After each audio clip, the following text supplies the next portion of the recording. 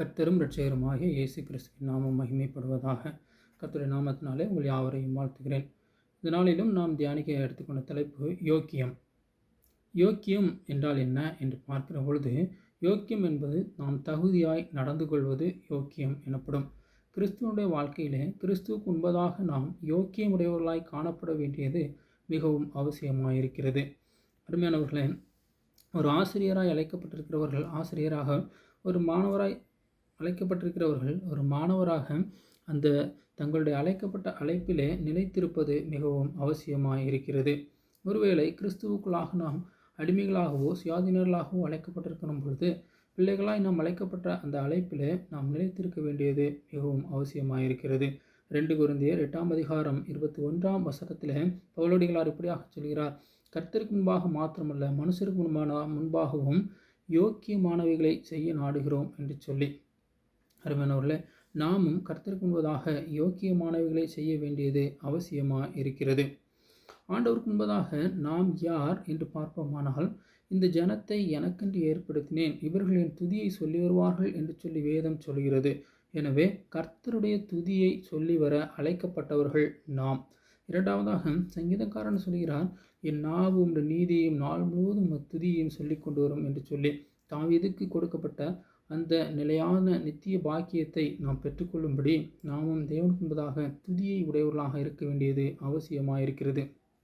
அருமையானவர்களே, நாம் யார் என்று வேதவசனம் எவ்வாறாக சொல்கிறது? 1 பேதுரு 2:9 சொல்கிறது, நாம் தெரிந்து கொள்ளப்பட்ட சந்ததி, ராஜரீகமான ஆசாரிய கூட்டம், பரிசுத்த ஜாதி, அவருடைய சொந்த ஜனமாய் இருக்கிறோம்.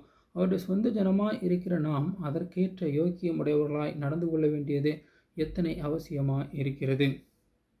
அருமையானவர்களே, இந்த 1 கொரிந்தியர் 6ஆம் அதிகாரம் 19ஆம் வசனத்தை நாம் பார்க்கிற பொழுது, பரிசுத்த ஆவியினுடைய ஆலயமாக இருக்கிறது நம்முடைய சரீரம் பரிசுத்த ஆவியின் ஆலயமாக இருக்கிற பொழுது, நாம் எந்த அளவில் மிகவும் பாக்கியமுடையவர்களாக, எந்த அளவில் நாம் யோக்கியமுடையவர்களாக தேவனுக்கு முன்பாக நாம் நடந்து கொள்ள வேண்டும் என்பது மிகவும் அவசியமாக இருக்கிறது.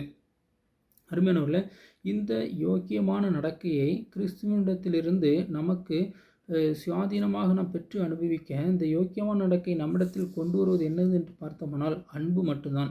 அந்த 1 கொரிந்தியர் 13ஆம் அதிகாரம் 5ஆம் வசனத்தை நாம் பார்க்கிற பொழுது, அன்பு அயோக்கியமானதை செய்யாது, தற்பொழிவை நாடாது, சினமடையாது, தீங்கு செய்யாது என்று எழுதப்பட்டிருக்கிறது.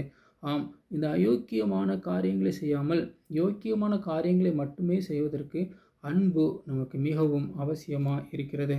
எனவே இந்த அன்பை நாம் பெற்றுக்கொண்டிருந்தோமானால், ரோமர் 12ஆம் அதிகாரத்தில் சொல்லப்பட்டது போல பலவிதமான யோக்கியமான நடக்கைகளிலே நாம் நடப்பது எளிதாக இருக்கும்.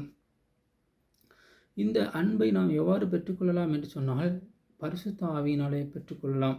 எனவே அருமையானவர்களே, இதை கேட்டுக்கொண்டிருக்கிற ஒவ்வொருவரும் நாம் நம்முடைய பரிசுத்த வாழ்க்கையிலே யோக்கியமானவைகளை செய்யும்படி தேவனிடத்திலிருந்து பரிசுத்த ஆவியின் அனுக்கிரகத்தை நாம் கேட்டு பெற வேண்டும். தேவனே, உம்முடைய பரிசுத்த அன்பில் நிலைத்திருந்து உமக்குள் நாங்கள் மகிழ்ந்திருக்க உம்முடைய பரிசுத்த ஆவியின் அபிஷேகத்தை எங்களுக்கு தாரும் என்று சொல்லி அவருடைய சமூகத்தில் காத்திருந்து ஜெபித்து நாம் பெற்றுக்கொள்ள வேண்டியது அவசியமாக இருக்கிறது. காரணம் என்னவென்றால், நாம் யோக்கியமாய் நடக்கும் பொழுது தான் நம்முடைய வாழ்க்கையிலே வாதைகள் நிறுத்தப்படுகிறதான ஒரு சூழ்நிலையை நாம் காண முடியும். நம்முடைய வாழ்க்கையிலே ஏதோ ஒரு விதமான வாதையிலே நாம் அகப்பட்டிருப்போமானால், நம்முடைய வாழ்க்கையிலே நாம் உய்த்து பாராய்ந்து சீர்திருத்தி நம்மை நாம் தேவனுக்கு முன்பதாக சீர்படுத்த வேண்டிய வழிகளில் அயோக்கியமான காரியங்களை விட்டு யோக்கியமான காரியங்களை செய்ய வேண்டியது அவசியமாக இருக்கிறது. 1 ராஜாக்கள் 1ஆம் அதிகாரம் 52ஆம் வசனத்தை ஆதாரமாக கொண்டு நாம் சொல்லும் பொழுது, நாம் யோக்கியமாய் நடக்கிற பொழுது பாதுகாப்பு நமக்கு கிடைக்கிறது. ஒரு ராஜா ஒரு மனிதனுக்கு பாதுகாப்பை கொடுக்க முடியுமானால், நாம் தேவனுக்கு முன்பாக யோக்கியமாய் நடக்கிற பொழுது கர்த்தர் நமக்கு யோக்கியத்தின் நிமித்தம், நம்முடைய நீதி நிமித்தம் நம்முடைய வாழ்விலே பாதுகாப்பை செய்ய வல்லவராயிருக்கிறார். கர்த்தர் தாமே யோக்கியமாய் நடக்கிறது நிமித்தம் வருகிற ஆவிக்குரிய ஆசீர்வாதங்களை இவ்வுலகிலும் மறுமையிலும் பெற்று நாம் அனுபவித்து தேவனுக்கு முன்பதாக மகிழ்ந்திருக்க கிருபை செய்வாராக.